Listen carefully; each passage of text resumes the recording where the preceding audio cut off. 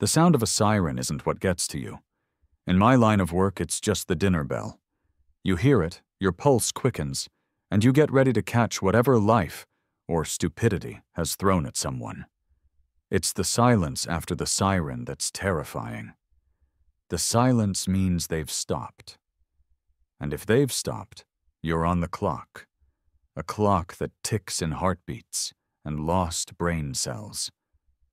So when the ambulance screamed down my street, a place so quiet you could hear a cricket fart from 3 houses away, I wasn't surprised, but when it cut out, and the silence that followed was broken not by the frantic rush of life-saving, but by a shrill, indignant squawk, I knew something was profoundly wrong.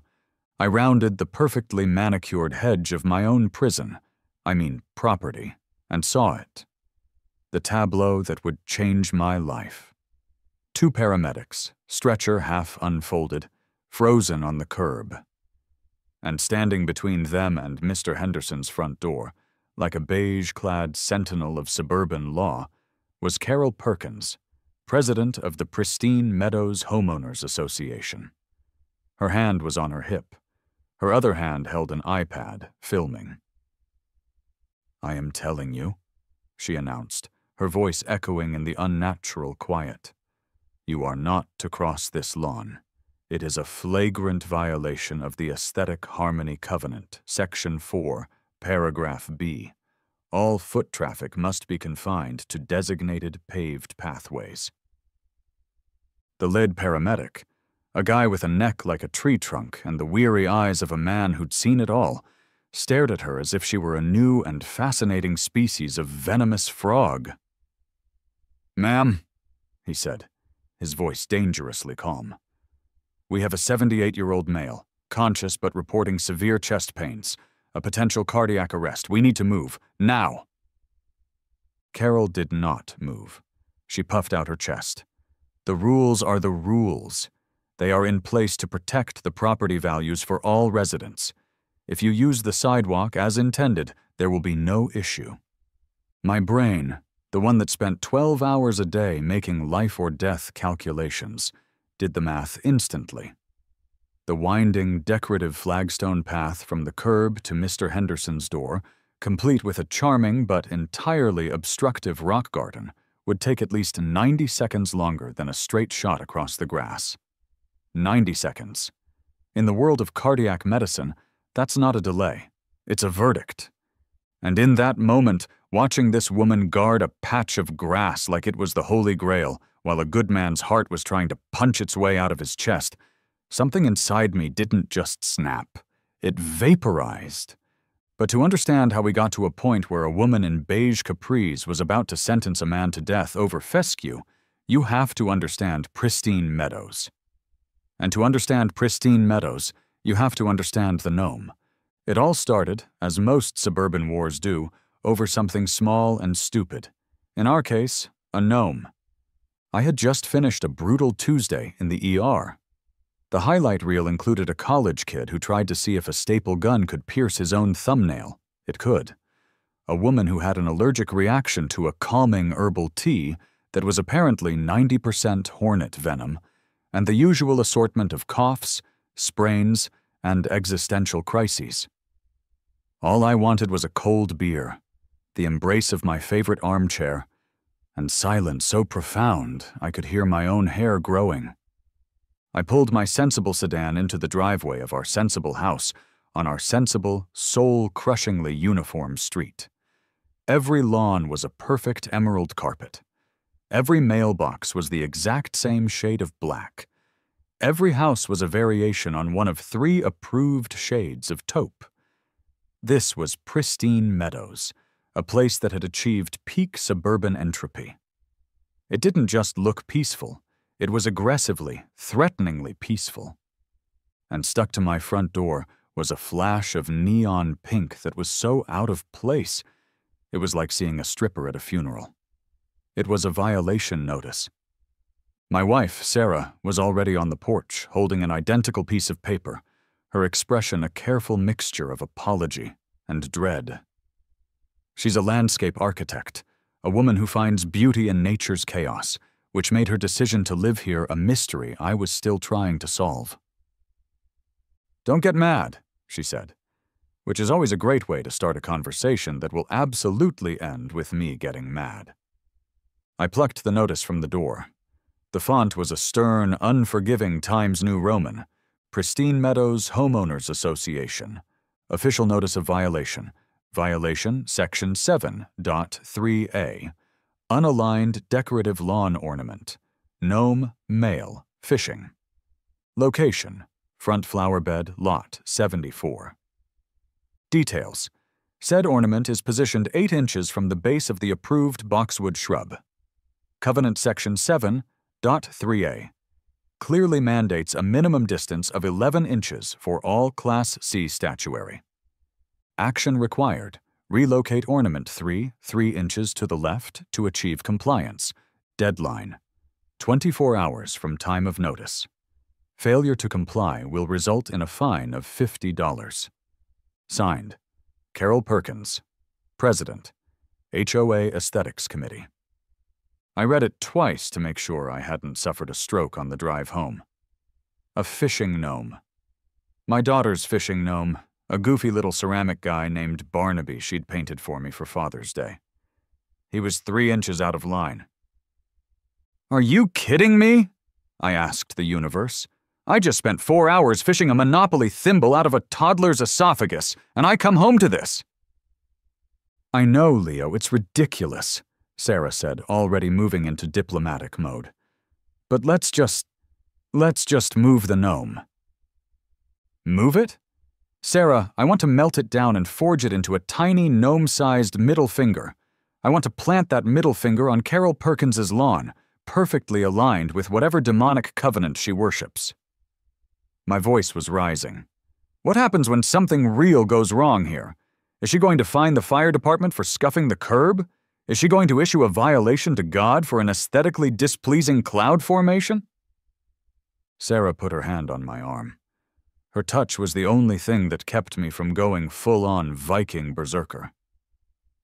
"Please, Leo, it's not worth the fight. It's just a gnome." She was right, of course. It wasn't worth the fight. So, with a sigh that carried the weight of my entire soul-crushing day, I stomped over to the flower bed, grabbed Barnaby the gnome by his stupid pointed hat, and moved him 3 inches to the left. I even got out a tape measure to be sure. As I stood up, I saw her, 2 houses down. Carol Perkins, watching from her window, a faint, triumphant smile on her face. And I knew, with the certainty of a fatal diagnosis, that this was only the beginning. That Saturday started beautifully. The sky was a perfect, cloudless blue. The air was warm. The only violation in sight was me, using charcoal in my grill instead of the HOA-approved propane. I was in my backyard, a beer in one hand, tongs in the other, feeling something dangerously close to peace. Then came the siren. It grew from a distant whine to a street-filling wail in seconds. I craned my neck. It wasn't just passing by on the main road, it was our street. It stopped right in front of Mr. Henderson's house. Mr. Henderson was a neighborhood institution. He'd lived in his house for 30 years, long before it became the beige tyranny of Pristine Meadows. He gave out the best candy on Halloween and remembered everyone's name. He was, in short, the one universally beloved person in our subdivision. I saw the paramedics hop out, their movements efficient and urgent. They grabbed the stretcher. I saw Mr. Henderson's wife, Helen, on the porch, her face pale with fear. And then, as if summoned by the disturbance in the force of suburban tranquility, Carol Perkins materialized. She emerged from her house, clad in her weekend battle uniform of a pink polo shirt and beige capris, and planted herself directly on the edge of Mr. Henderson's lawn. The paramedics, taking the most direct route, made for the grass. Carol put up a hand. That's when I started moving. I didn't run at first. I just walked over, propelled by a morbid curiosity. I arrived just in time to hear her lay down the law. You can't cross the lawn. It's against Section 4, Paragraph B of the Covenants. Use the designated paved pathways only. The lead paramedic, the one with the look of a man who regularly wrestled bears, just stared. Ma'am, this is a medical emergency. We have a potential cardiac arrest. The rules are for everyone's safety and property value, Carol declared, puffing out her chest. She actually held up her iPad, which was recording. I am the president of this HOA, and you will use the sidewalk. I looked at the sidewalk. It was a lovely, winding path of flagstones that curved gracefully around a meticulously maintained rock garden and 3 decorative cherry trees. It was designed for leisurely strolls, not for rushing a 200-pound man on a gurney to an ambulance before his heart gives up for good. My ER brain took over. Straight shot across the lawn. Maybe 15 seconds. Following Carol's path of righteousness, you'd have to navigate 2 tight 90-degree turns, lift the gurney over the rock garden's low border, and avoid the low-hanging cherry branches. At a dead run, that was 90 seconds, an eternity. 90 seconds while a clot is cementing itself in a coronary artery. 90 seconds for oxygen-starved heart muscle to die. 90 seconds for a brain to start shutting down. I saw the look on the paramedic's face, a mixture of disbelief and incandescent rage. He was about to shove past her. I could see it, and that would lead to police, reports, and more delays. She was a black hole of bureaucracy, sucking time and hope into her vortex of petty rules. I couldn't let that happen. Arguing with Carol was like trying to teach physics to a brick, so I didn't. I sprinted the last few feet and got right in the paramedic's face, ignoring Carol completely. Forget her, I yelled, pointing back toward my house. My house, 2 doors down. The backyard fence opens directly onto the parkway behind the houses. It's a straight shot to the main road from there. Go around back. I'll meet you there and guide you out. He didn't hesitate. He just nodded. Go. While he and his partner rerouted, I turned and sprinted. I flew through my own house, nearly taking out a floor lamp. Sarah, open the front door for them, I shouted as I barreled towards the back. I kicked open my rusty back gate, the one that was probably a violation in its own right, and stood there, waving my arms like a madman. Seconds later, the paramedics came pounding around the side of Mr. Henderson's house. They were fast. We navigated the narrow, overgrown parkway, a forgotten strip of land between the rows of houses. It was uneven, but it was straight. I could hear the clock in my head ticking off the seconds we'd saved. 30, 45, 60. We burst out onto the main road just as the ambulance driver, having looped around the block, pulled up. They loaded Mr. Henderson in, the doors slammed shut, and with a final chirp of the siren, they were gone. Gasping for breath, I leaned against my fence. The adrenaline was fading, leaving a cold, hard anger in its place. I walked back around to the front of the houses, my heart still hammering. Carol was still standing there, arms crossed, guarding the now empty, pristine, untouched lawn. Her face was a mask of fury. She had been denied her victory. I walked slowly, deliberately, until I was standing right in front of her. The smell of charcoal from my abandoned grill hung in the air, a phantom of a peaceful afternoon that now felt like it was a lifetime ago. Carol didn't wait for me to speak. You, she seethed, pointing a trembling finger at me. You deliberately subverted the rules of this community. You facilitated unauthorized commercial foot traffic across your property. You are going to be facing a significant fine for this, Leo. A very significant fine. I looked at her, really looked at her. At the tight perm, the self-satisfied glint in her eyes, the complete and utter lack of comprehension of what had just happened. And I didn't shout. I didn't have to. The cold fury that had settled in my gut was more potent than any scream. "A fine?" I said, my voice quiet, clinical. The voice I use when I'm telling a family there's nothing more we can do. "Let me explain something to you, Carol. When a man is having a heart attack, it's called a myocardial infarction. His coronary artery is blocked. A part of his heart muscle, the part that pumps blood to his entire body, is being starved of oxygen. It's dying. Every second that passes, more of that muscle dies. It doesn't grow back. You lose enough of it, your heart can no longer pump effectively. Your blood pressure plummets. Your brain, your kidneys, your lungs, they all start to shut down. You wanted those paramedics to take an extra 90 seconds to preserve your precious grass. That's 90 seconds of irreversible muscle death. 90 seconds that can be the difference between a man walking out of the hospital in a week or being wheeled out in a bag. You almost traded a man's life for a patch of grass, Carol. For grass." I let the words hang in the air between us. I expected shame, remorse, maybe even a flicker of fear. I got nothing. She just blinked. "The bylaws are very clear," she said, her voice unshaken. "If we let one rule slide, the whole system collapses." It was at that moment I realized I wasn't dealing with a person. I was dealing with an algorithm, a faulty piece of code that could only process rules, not reality. She was beyond reason. The wail of another siren, this one much less urgent, broke the standoff. A police cruiser rolled up to the curb. Someone had called them. Of course they had. Out stepped two officers. One was young, with a fresh-out-of-the-academy haircut and an earnest expression. The other was older, with a weathered face, a slight paunch, and the profoundly weary look of a man who had been dealing with suburban nonsense for 20 years. They were Miller and Davis.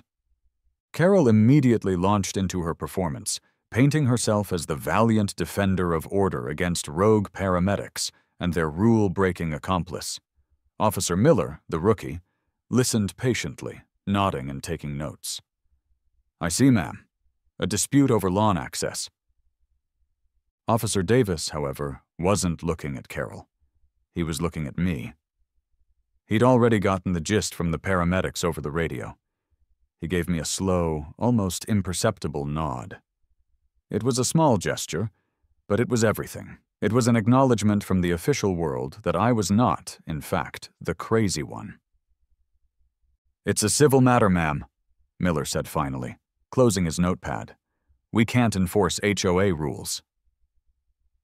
"This isn't just about rules," Carol shrieked. "It's about public order."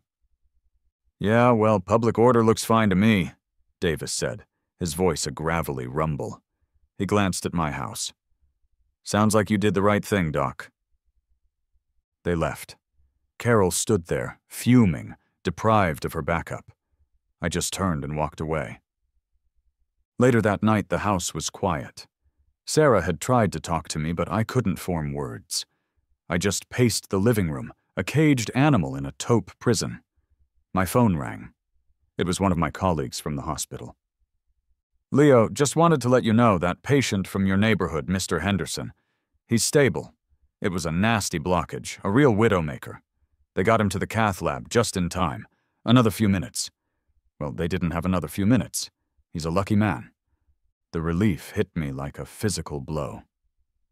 I sank into my armchair, the one I'd been dreaming of all day. He was going to be okay. We'd won. But the relief quickly curdled back into a cold, simmering rage. We shouldn't have had to win. It should never have been a fight. "Never again," I whispered. Sarah looked up from her book. "What was that?" "Never again," I said, louder this time. I stood up and walked to the window, looking out into the dark. My gaze fell on the side of our house, the garage, the large, blank, windowless wall that faced the main public road, the wall that was completely outside the jurisdiction of pristine meadows and its deranged queen. A wild, brilliant, terrible idea, born of adrenaline and fury, began to bloom in my mind, fully formed and glorious in its absurdity. "If she won't let an ambulance in," I said, turning to Sarah with a manic glint in my eye, "I'll build my own way out. I'm putting a door in the garage, a big one, an ER bay door." Sarah just stared at me, her book slipping from her fingers. What?" The next 72 hours were a blur. I didn't sleep. I mainlined coffee and rage. My laptop became an extension of my body. The dining room table, once a place for civilized meals, was now the war room, covered in a chaotic collage of architectural blueprints of our house, printouts of city building codes, zoning regulations, and the crown jewel of my obsession, the 300-page pristine Meadows HOA covenant. Downloaded and printed in its entirety, I attacked that document like a virus. I highlighted sections in yellow, red, and a furious shade of orange. I cross-referenced paragraphs, scrawled notes in the margins, and muttered to myself like a mad scientist on the verge of a breakthrough. Sarah watched me from a safe distance, her expression hovering between clinical concern for my sanity and a deep-seated fear of what I might unleash. "Aha!" I shouted on the second night, startling her so badly she spilled her tea. I stabbed a finger at page 247 of the covenant. "Gotcha, you witch!" Sarah cautiously approached the table. "Got who?" "Carol, the HOA, the whole beige empire." I read the section aloud with the fervor of a preacher. Article 21, Section 3, Structural Modifications.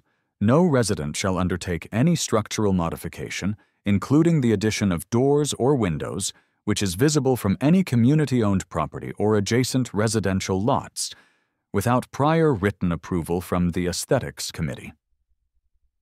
I looked up at her, my eyes wide with triumph. Do you see the beautiful, glorious loophole she left us?" Sarah scanned the paragraph. "Leo, it says you can't add a door." "No," I exclaimed, practically vibrating with energy. "It says I can't add a door that is visible from community property. The side wall of our garage, the one I want to put the door in, it doesn't face any other lots. It doesn't face the community park. It faces the public sidewalk and Elm Street. It's not visible from her little kingdom. Her jurisdiction ends at our property line." I grabbed a city zoning map I'd printed. And look!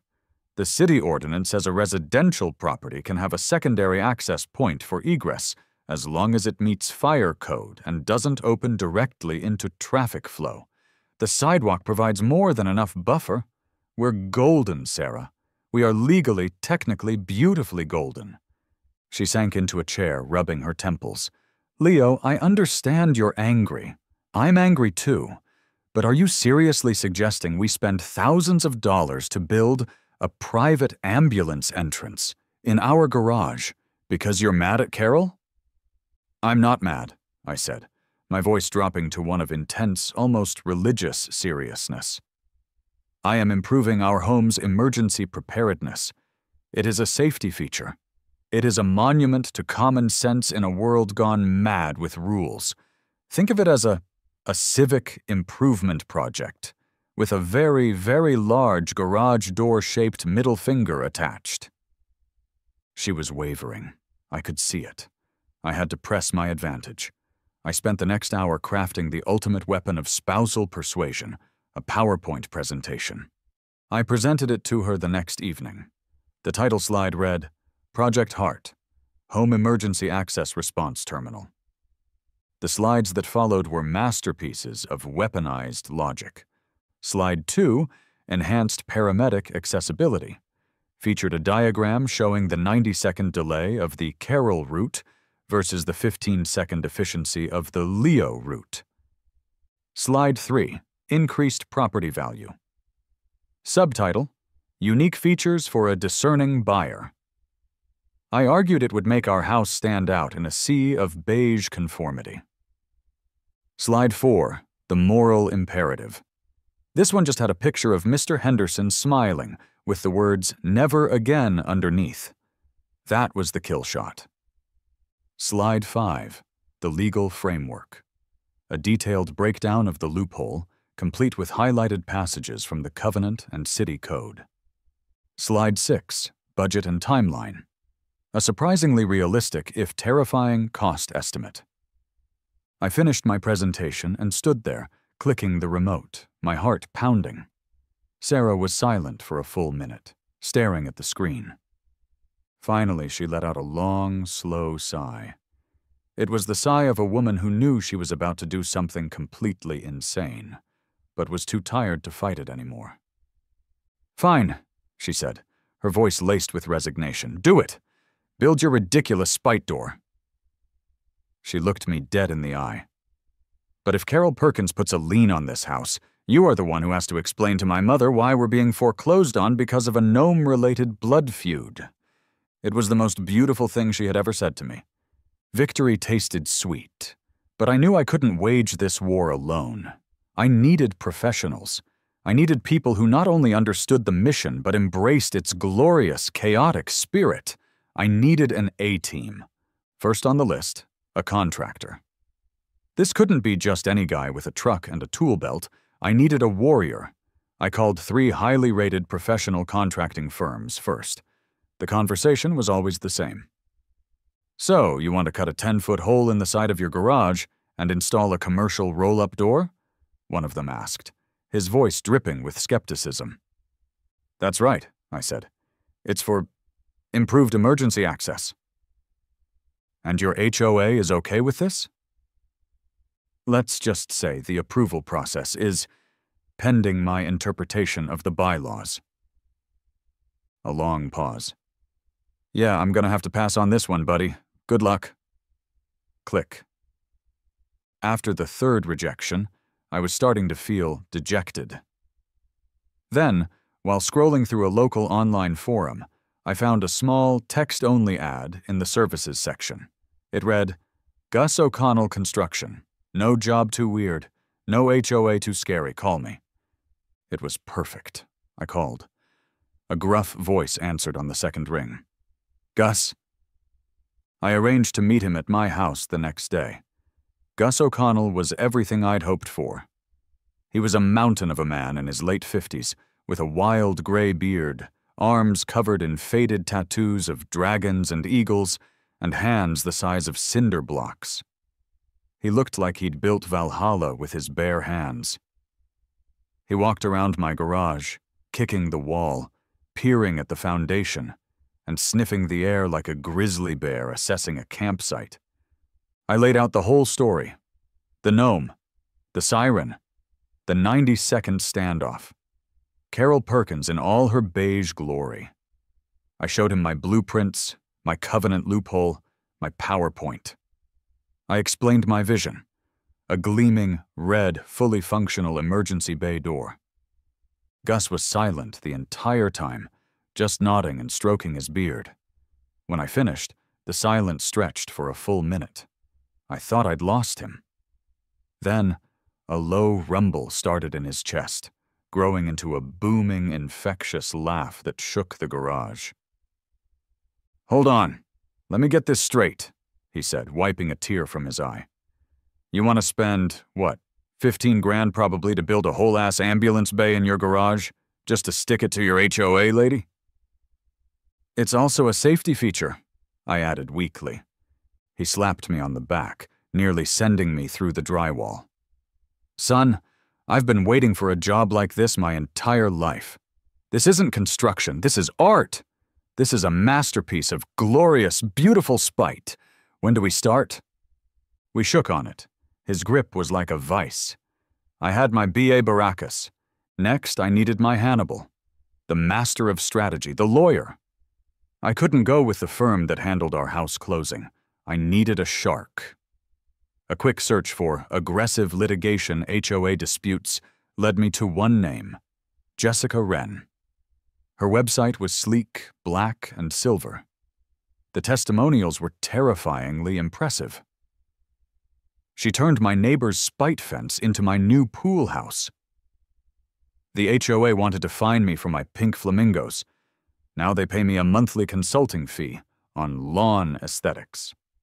Her office was in a high-rise downtown, all glass and chrome. Jessica Wren herself was the opposite of Gus. She was sharp, stylish, in a tailored suit that probably cost more than my car, with an aura of detached, lethal competence.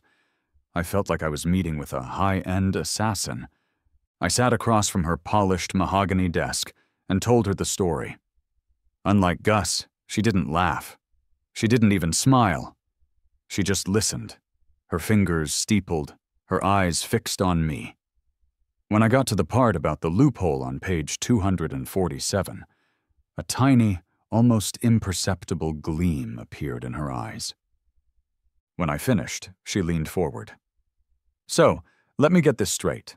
You are proactively and deliberately constructing the infraction, and you are essentially daring them to stop you, based on a loophole you discovered in their own ridiculously bloated founding document. That's the plan, I said. And you have a credible inciting incident involving a verifiable medical emergency and obstruction by the HOA president? I do. Mr. Henderson is recovering nicely. No thanks to her. A slow, predatory smile spread across her face. I love it, she said. It's bold. It's provocative. It's almost certainly going to end up in court, and it's going to be an absolute blast to litigate. She leaned back in her chair. My retainer is $10,000. I looked at her, then thought about Carol's smug face watching me move that gnome. I thought about her standing over that lawn while a man's life hung in the balance. Without blinking, I pulled out my checkbook. Worth it. The A-team was assembled. The war was about to begin. Jessica didn't waste any time. She moved with the swift, merciless efficiency of a hawk diving for a field mouse. The very next day, following her precise instructions, Gus filed the necessary building permits with the city of Northwood. The application was a masterpiece of bureaucratic jujitsu. It didn't mention an emergency bay. It described the project as a lateral access utility door installation for vehicular and equipment storage. It was technically true, and boring enough that it would hopefully fly under the radar of any low-level city planner. Crucially, as per Jessica's strategy, we filed nothing with the Pristine Meadows HOA. We were operating on the principle that it's better to ask for forgiveness than permission, or, in our case, to present a completed fact and a bulletproof legal argument. The plan worked for about 4 days. That's how long it took for the official city permit, a bright orange sheet of paper, to be posted in our front window as required by law. I'm convinced Carol Perkins has some sort of periscope installed in her attic, or perhaps a network of highly trained squirrel informants, because less than an hour after that orange paper went up, the digital air raid siren went off. An email blast, with a subject line in all caps and red font, was sent to every resident in Pristine Meadows. Subject: urgent. Unauthorized major construction at Lot 74, 712 Oak Street. The email was a breathless, hysterical piece of prose, accusing an unnamed resident, me, of plotting to deface the architectural integrity of our community and flout the democratically established covenants that protect our shared property values. It was pure, uncut Carol. The email was followed 2 days later by a thick, cream-colored envelope in our mailbox. It had the embossed logo of a law firm I'd never heard of: Dewey, Cheatham, and Howe. I was pretty sure one of those names was a joke, but the letter inside was not. It was a formal cease and desist. It was 5 pages of the most torturous, self-important legalese I had ever read. It used words like heretofore, aforementioned, and unconscionable, which, as Jessica would later point out with glee, they had misspelled. It threatened immediate and severe legal action, including daily fines of $200, a special assessment against our property to cover the HOA's legal fees, and the placement of a lien on our house. Sarah read it over my shoulder, her face getting paler with every paragraph. A lien, Leo. They're going to put a lien on our house. This is a disaster. We have to stop. We are not stopping, I said, my voice steadier than I felt. We are calling Jessica. I put the phone on speaker. Jessica picked up on the first ring. Let me guess, she said, her voice dripping with amusement. You've received a sternly worded letter from the esteemed legal scholars at Dewey, Cheatham, and Howe? They're threatening to take our house, Jessica, Sarah said, her voice trembling slightly. Oh, please, Jessica scoffed. The sound of her filing her nails came through the phone. This is a form letter. It's a scare tactic. All bark, no bite.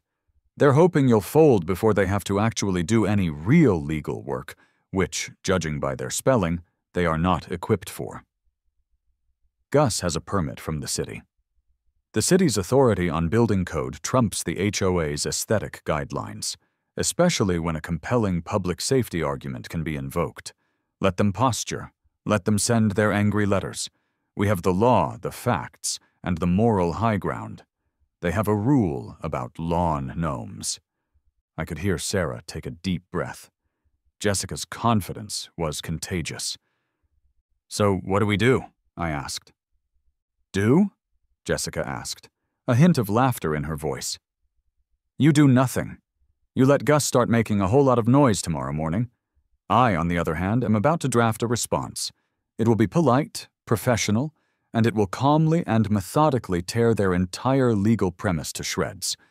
I'll be sure to CC the City Planning Department and attach a copy of the Paramedics incident report regarding the obstruction of emergency services. We're not just defending, Leo, we're going on the attack. She was right. The next morning, her response letter hit my inbox. It was a work of art. It cited obscure legal precedents about homeowner rights, city ordinances on public access, and subtly, brilliantly, framed our project not as a defiance of the rules, but as a necessary remedy to the HOA's own dangerous incompetence. The letter ended with a sentence so sharp it could have performed surgery. We trust that upon review of the relevant statutes and the unfortunate incident of last Saturday, you will agree that our client's proactive safety modifications are not only legally permissible, but morally necessary. We look forward to the HOA's cooperation in ensuring such a life-threatening delay never occurs again, and we reserve the right to explore all legal avenues should any further obstruction be attempted. The ball was back in their court, and tomorrow the first cut was going to be made. At precisely 8 a.m. the next morning, a sound ripped through the tranquil air of pristine meadows. It was the glorious, deafening roar of a two-stroke concrete saw. Gus, a cigarillo clenched in his teeth and a pair of safety goggles perched on his forehead, was making the first cut into the side of my garage. It was the most beautiful sound I had ever heard. It was a declaration of war, and Carol Perkins, predictably, answered the call to arms. Her campaign of harassment began immediately. She set up a lawn chair at the absolute edge of her property line, a spot that gave her a perfect, unobstructed view of the worksite. It became her command post. From there, she waged a relentless, petty war. First came the surveillance. She sat there from dawn till dusk, filming everything on her iPad. Every swing of a hammer, every turn of a wrench, every bead of sweat on a worker's brow was documented for some future tribunal she was no doubt planning in her head. Second came the noise complaints. The city ordinance allowed construction from 8 a.m. to 6 p.m. At 8:01 a.m., every single morning my phone would ring. It was the Northwood Police Department's non-emergency line. Sir, we've received a noise complaint from your neighbor, a Miss Perkins. After the third day, the dispatcher just sounded tired. It's her again, isn't it, Doc? Third came the waterworks. Gus and his crew had to work near the property line. Every time they did, Carol's sprinkler system would coincidentally turn on, drenching them in a surprise shower. The first time it happened, Gus just stood there, dripping, and gave her a slow, deliberate thumbs up. Her masterpiece, though, came at the end of the first week. We came out one morning to find she had planted a row of what looked like the world's ugliest, fastest-growing shrubs right on the property line. They were scraggly, hideous things, clearly chosen for their ability to quickly obscure the view of the illegal construction, and, eventually, block the new driveway we planned to pour. That evening, I stood with Gus, staring at the spite shrubs. "She's escalating," I said. Gus took a long drag from his cigarillo. "Amateur move," he grunted. He pointed at the base of the shrubs. "See that? Leyland cypress. Fast-growing, all right. But their root systems are invasive as hell. Give 'em a year, they'll crack her own driveway. More importantly," he gave me a sly grin, "there's a city ordinance. You can't plant a species with an invasive root system within 10 feet of a neighboring property's foundation. It's a structural hazard." I felt a surge of pure joy. "You're kidding me." "Nope. Had to rip out a whole line of 'em for a fella over in Westgate last year. Cost the neighbor a fortune." My phone was in my hand before he finished the sentence. I called Jessica. 10 minutes later, a new email was drafted and sent to the HOA's lawyers, politely informing them of the violation of City Ordinance 113.4, invasive flora and structural integrity, complete with a link to the ordinance itself and a casual mention of potential liability for any future foundation damage. The next morning, the shrubs were gone. A series of freshly dug holes and sullen piles of dirt were all that remained. We fought back with our own brand of pettiness. To counter her constant filming, Gus brought in 2 massive industrial-grade work lights. We didn't need them for light. We aimed them directly at her command post. The glare was so intense it completely washed out her iPad camera, forcing her to retreat to the shadows of her porch. To counter the oppressive silence she demanded, we brought music. Gus had a huge portable radio, and we created the Pristine Meadows Liberation playlist. It featured a steady rotation of Tom Petty's I Won't Back Down and Twisted Sister's We're Not Gonna Take It, and, of course, Judas Priest's Breaking the Law. We played it just loud enough to be clearly audible, but just quiet enough to be under the legal decibel limit for a residential area. It was a miserable, stressful, and utterly glorious time.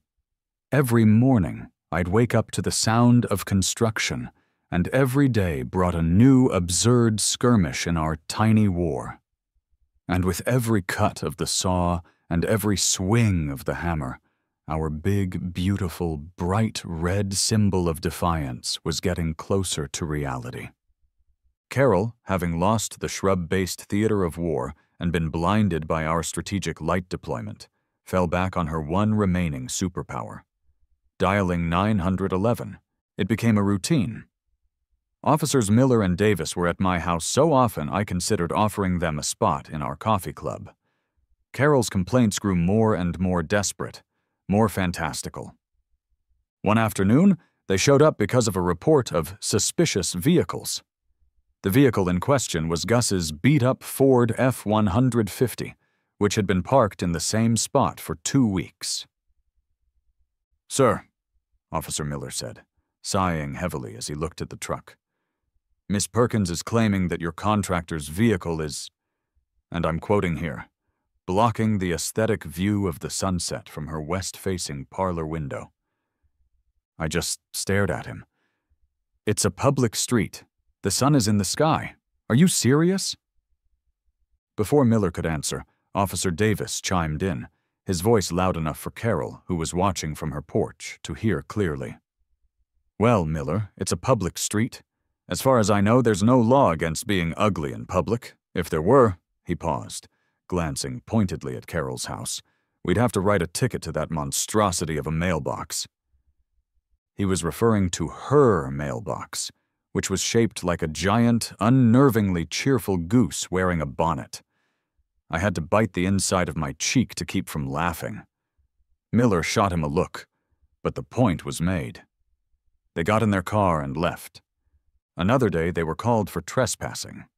A tape measure, extended by one of Gus's guys, had briefly flopped over the invisible property line onto Carol's lawn. She claimed it was an incursion. This time, Davis didn't even bother getting out of the car. He just rolled down the window. "Doc, your guy's tool crossed the line. Keep your weapons on your own property," he yelled, a huge grin on his face. He gave me a wink, and they drove off. The turning point came about 3 weeks into the project. Miller and Davis showed up for a complaint about improper disposal of construction debris. The debris was a single empty water bottle sitting next to the dumpster Gus had rented. As Miller went through the motions of telling us to keep the worksite clean, Davis pulled me aside, walking me a few feet down the driveway. "Look, Doc," he said, his voice low and conspiratorial. "Off the record, this is the most entertaining thing to happen on my beat in 10 years. The whole station has a betting pool on what she'll call in next. I've got $50 on unauthorized squirrels." I chuckled. "Glad we can provide some entertainment." He got serious for a moment. "Listen, as long as your permits are in order and you're following the city code, which I know you are because she makes us check every single day, you won't have a problem from us. We have to respond to the calls, that's the job, but we all know what's going on here." He clapped me on the shoulder. "You're fighting the good fight. Just try not to give her an actual reason to call us, okay? My ulcer can't take it." It was a massive weight off my shoulders. It wasn't just me, Sarah, Gus, and Jessica against the world anymore. We had the tacit, weary, and deeply amused support of the Northwood Police Department.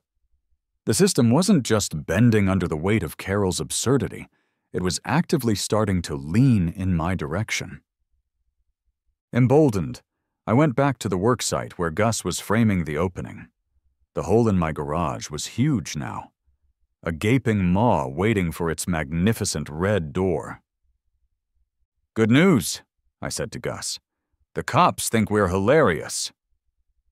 Gus grunted, hammering a nail home with one perfect swing. "Damn right we are," he said. "Now let's go make some more noise." After 5 weeks of noise, dust, and low-grade psychological warfare, it was done. Where there was once a blank beige wall, there now stood a masterpiece. A massive, gleaming, fire-engine red roll-up door. It was a commercial-grade, heavy-duty steel door, the kind you'd see on a fire station or, well, an ER bay. Gus had installed a professional-looking black-and-white sign above it that read, "Emergency Vehicle Access, Lot 74. As a final touch, he had painted the curb of the new driveway a bright, authoritative yellow.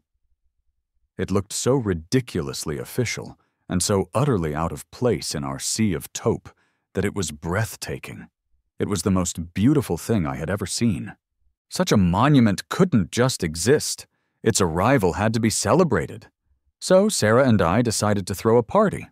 Not just any party, a grand opening BBQ. We went all out. We sent invitations to the entire neighborhood, 37 houses in total. A special hand-delivered one went to Mr. and Mrs. Henderson. We invited Gus and his entire construction crew. We invited Jessica Wren, our legal guardian angel. And I sent a personal text to Officer Davis. "Grand opening of the crime scene this Saturday. Off the record, of course. Burgers are on me." We pointedly did not invite Carol Perkins. Instead, Sarah, in a moment of inspired pettiness that made me fall in love with her all over again, wrote out an invitation, put it in an envelope, and then accidentally dropped it on the sidewalk in front of Carol's house, where it lay like a tantalizing, forbidden fruit. The day of the party was perfect. The sun was out, the red door gleamed, and the smell of grilled burgers and rebellion filled the air. And people came. Almost everyone. Neighbors who had previously only given me nervous, furtive nods now slapped me on the back and shook my hand, grinning from ear to ear. They milled around the backyard, beers in hand, all sneaking glances at the magnificent red door. It was the talk of the town. We were folk heroes. Officer Davis showed up, out of uniform, and handed me a six-pack. "Couldn't miss this," he said with a wink. "It's a historic occasion." Gus and his crew were holding court by the grill, retelling stories of the siege of the spite shrubs to a rapt audience. Jessica arrived, looking as coolly elegant as ever, and handed me a bottle of ridiculously expensive champagne. "For christening the vessel," she said dryly. But the real guests of honor were the Hendersons. Mr. Henderson, looking healthy and vibrant, albeit a little thinner, came straight to me and grabbed my hand with both of his. Helen was beside him, tears in her eyes. "Leo," he said, his voice thick with emotion, "I don't know how to thank you. You saved my life." "I just opened a gate, Mr. Henderson," I said, feeling my face flush. "The paramedics did all the work." "No," he insisted, his grip tightening. "You did what was right when someone else was doing what was easy. There's a difference." The whole party quieted down to listen. It was a powerful moment, a public anointing. It cemented my status and, by extension, Carol's. Later, Gus, beaming with pride, presented me with a housewarming gift. He'd taken a standard fire extinguisher, spray-painted it gold, and mounted it on a polished oak plaque. A small brass plate at the bottom read, "In case of extreme Karen, break glass." The party was a roaring success. We were celebrating more than a door. We were celebrating a victory. We were a community that had been held hostage by ridiculous rules, and we had finally, gloriously, broken free. We thought, in our blissful burger-fueled naivete, that the war was over. We were wrong. It was just the prelude to the final battle. The sound of a car engine, angrier and louder than it should have been, cut through the party chatter. Every head turned. It was a beige sedan, Carol's beige sedan. She didn't park on the street. She didn't slow down. She drove right over the curb, ignoring the fresh yellow paint, and screeched to a halt directly in front of the new red door, completely blocking it. The car sat there, idling and ticking, like a deeply uninteresting bomb. The music died. The conversation stopped. Carol Perkins got out of her car. She wasn't yelling this time. Her face was unnaturally calm, her movements stiff and robotic. She locked the car, pocketed the keys, and stood in front of her vehicle, arms crossed, facing the entire party. She had made herself a human and automotive barricade.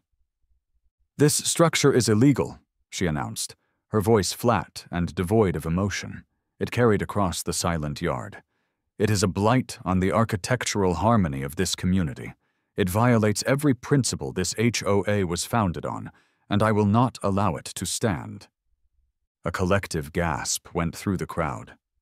This was a level of confrontation nobody had expected. It was a public declaration of war. My mind raced. What was the protocol here? Did I call the cops? Did I call Jessica? Did I just start throwing burgers at her car? And then fate, or perhaps a sugar-high 7-year-old, intervened. One of the neighborhood kids, little Timmy Miller, had been trying to see how high he could get on our swing set. He succeeded. He flew off at the apex of his swing, executing a perfect, if unintentional, aerial somersault before landing in a heap near the fence. A sharp cry, followed by a wail. It wasn't a serious injury wail, more of a, "that was scary and now I'm bleeding" wail. His mom rushed over. I was there a second later, my ER instincts kicking in. He had a 2-inch gash on his forehead. Nasty, but not life-threatening. It was bleeding a lot, as head wounds do, which looked terrifying. "He's okay," I called out to the anxious parents. "He just needs a few stitches. It's a clean cut." The kid's mom was panicking. "Oh my God, we need to go to the hospital, the emergency room." "It's all right," I said calmly. I'd normally just drive him myself, but I trailed off, looking pointedly at the beige sedan blocking my driveway and, by extension, my own car in the garage. I turned to the crowd, my voice loud and clear. "Well, this is inconvenient. Does anyone have a number for a tow truck?" A murmur went through the partygoers. They saw it. They saw the perfect, infuriating irony of the situation. A child needed medical attention, and the self-appointed guardian of community safety was, once again, the obstruction. Before anyone could pull out a phone, a quiet voice cut through the tension. It was Mr. Henderson. He stepped forward from the crowd, his wife's hand on his arm. He walked slowly, deliberately, until he was standing just a few feet from Carol. He wasn't angry. He just looked sad. "Carol," he said, his voice soft, but carrying the weight of a man who had stared death in the face. "I am alive today because that man," he gestured to me, "acted when you wouldn't. This little boy needs help. It may not be a heart attack, thank God, but he's hurt and he's scared. Are you going to stand in the way of that too? All of this over a driveway?" This was it. The public condemnation, not from me, her sworn enemy, but from him, the victim of her ideology, the living embodiment of her failure. It was the final straw. The calm facade shattered, Carol's face crumpled, and she began to tremble. A sound came out of her, a raw, wounded cry. "Rules!" she shrieked, tears streaming down her face. "There are supposed to be rules! I have worked for 12 years. 12 years to make this place perfect. I measure the lawns, I check the paint colors, I keep things in order, and none of you appreciate it. You just want to do whatever you want. You bring your gnomes and your charcoal and your doors. Nobody respects the system. Nobody respects me." Her meltdown was total and complete. It was no longer about bylaws or property values. It was about a lonely, powerless woman whose only sense of identity came from a petty authority that had just been stripped from her in front of everyone. It was ugly, and it was pathetic, and it was deeply, deeply uncomfortable for everyone to witness. In the stunned silence that followed her tirade, Officer Davis, who had been watching the whole thing unfold from the edge of the crowd, finally stepped forward. He walked up to Carol, his expression not of anger, but of profound weariness. "Ma'am," he said, his voice gentle but firm, "you need to move your vehicle. Now." Defeated, Carol stared at him, her chest heaving with sobs. The fight was gone. She fumbled for her keys, unlocked her car, and got in. Without another word, she backed off my driveway and drove away, her beige sedan disappearing down the street like a ghost. The war was finally over. The party ended quickly after Carol's dramatic exit. The final confrontation had sucked the air out of the celebration, replacing it with a kind of stunned, awkward silence. But as people left, they gave me nods and quiet words of support. A sea change had occurred. It wasn't just my fight anymore. The following Tuesday, the Pristine Meadows HOA held an emergency board meeting. The entire board, a collection of nervous-looking men and women who had always just rubber-stamped Carol's decrees, sat at a folding table in the community clubhouse. The room was packed with residents, a turnout 100 times larger than their usual monthly meeting. Jessica was there, sitting beside me, looking as calm as if she were waiting for a brunch reservation.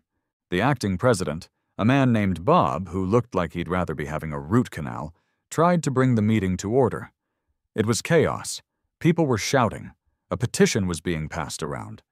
Jessica let the fervor build for a few minutes before she stood up. The room fell silent.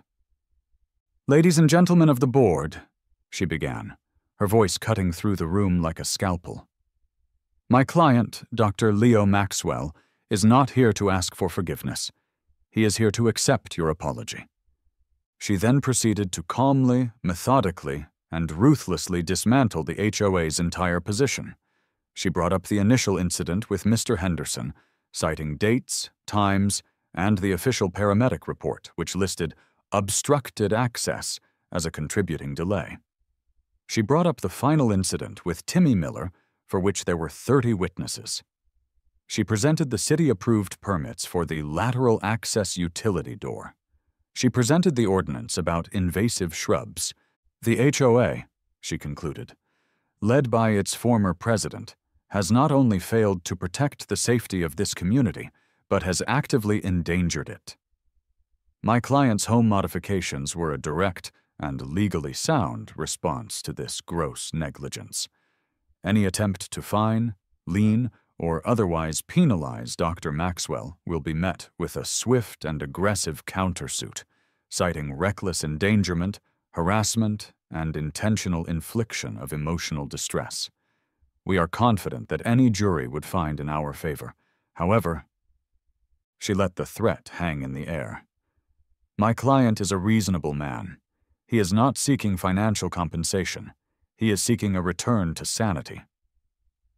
Bob and the board members looked at the angry crowd, then at Jessica's icy smile, then at the recall petition, which now had signatures from nearly every household. Their faces crumpled in defeat. The board voted unanimously to drop all legal action and rescind all threatened fines against me. They then formally accepted the recall petition. In a landslide vote, Carol Perkins was officially and permanently removed as president of the Pristine Meadows HOA. A new board was elected on the spot, led by a reasonable woman who taught middle school history and seemed primarily concerned with making sure the pool was clean. 2 weeks later, at the first meeting of the new board, a new amendment was proposed. It was drafted by Jessica, with my input. It was called the Pristine Meadows Emergency Access Protocol. It explicitly stated that in the event of any verified medical, fire, or police emergency, all HOA bylaws regarding property access, pathways, and lawn integrity were to be immediately and unconditionally suspended. It passed unanimously. The residents of Pristine Meadows now referred to it simply as the Leo Law. The dust had finally settled. The beige reign of terror was over. 6 months later, a strange new peace had settled over Pristine Meadows. The lawns were still green, the houses still tidy, but the oppressive, suffocating perfection was gone. There was a subtle relaxation in the air. A few more lawn ornaments had appeared. Someone had painted their front door a cheerful, unapproved shade of blue. My fishing gnome, Barnaby, sat proudly 1 glorious inch off-center from his designated spot, a small ceramic symbol of the revolution. And on the side of my house, the big red door stood as a permanent fixture. It had become a local landmark, a beacon. Teenagers took pictures in front of it. New delivery drivers used it as a reference point. It was the Pristine Meadows Medical Gateway. I was in my garage, which was now cleaner and more organized than it had ever been. The red door was rolled up, letting the warm afternoon sun stream in. Sarah came in, carrying 2 cold beers. She handed one to me, and we stood there for a moment, looking out at the quiet, peaceful street. "You know," she said, taking a sip from her bottle, "I was talking to the new neighbors, the ones who bought Carol's house." Carol, we'd heard, had sold up and moved to a condo with an even stricter set of rules, somewhere she could be a follower instead of a failed leader. Turns out the husband is a paramedic and the wife is an ER nurse. I raised an eyebrow. "No kidding." Sarah smiled, a genuine, beautiful smile. "No kidding. She told me when their realtor was showing them the neighborhood, she pointed out our house. She said, 'And that's the home of the guy who built his own ER bay. Best emergency response time in the state.' They said the door was a major selling point." I laughed, a real, unrestrained laugh that echoed in the garage. "Who would have thought? Turns out extreme pettiness is a marketable home improvement." I took a long drink of my beer, the cold liquid a welcome balm. I looked at the red door, a monument to a battle I never wanted to fight, but couldn't be prouder to have won. I looked at the quiet street, at the kids riding their bikes, at the blue door down the road. It wasn't perfect, but it was real. Sometimes to cure a sickness, you don't need a scalpel. You need a sledgehammer, a good contractor, and a really, really stupid hill to die on. And you know what? The view from up here is pretty damn good.